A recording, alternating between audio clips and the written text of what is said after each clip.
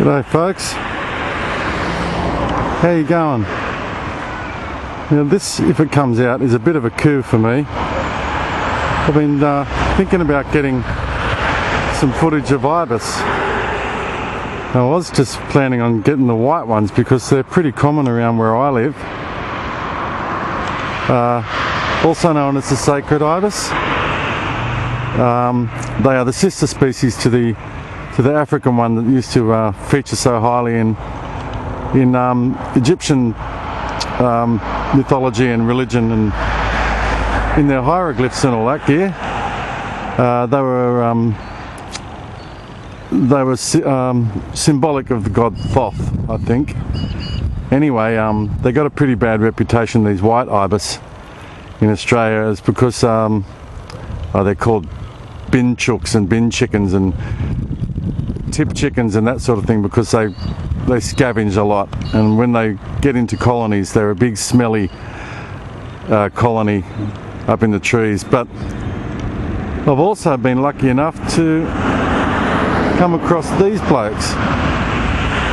Now that's the straw-necked ibis, and according to some of the reading I've been doing lately, they are much more populous than the white ibis or the sacred ibis. Although this is the first time I've actually seen them. Foraging here on a field that's soggy from last night's rain. This is a bit of pastoral district I'm in here.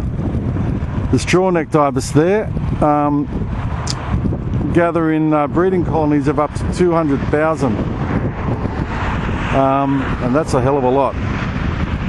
They nest in trees and loose, sort of untidy nests in trees, and they eat mostly or predominantly insects. Now I don't know if they belong to the family of Ciconioformes, which include the egrets and herons and whatnot, but I know that their Latin genus starts with Thresciornis. Both of these varieties, the straw-necked ibis and the white ibis or sacred ibis. But yeah, they eat predominantly insects, where the white ones, or the pied ones I should say, will take little crustaceans and frogs and that sort of stuff. I'm sorry it's a bit wobbly because I'm at full zoom now. They're getting away from me. What else can I tell you about them? Well, until recently they thought that the three distributions of the white ibis were all the same bird, until they did a DNA test on them in the late 80s or early 90s and found out that they are actually three different species. The African one, the Asian and the Australian one. They're all different. Whereas the straw-necked ibis that you can see there got that nice gloss to his back and wing coverts there. He's an Australian variety alone, separate species.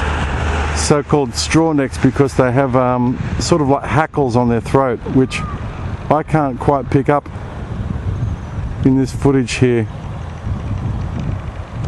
If I get another opportunity to film these guys, which I hope I will at a closer distance, I'll try and shoot that for you. I'm thinking it might be around breeding time when they get the straw look to the throat.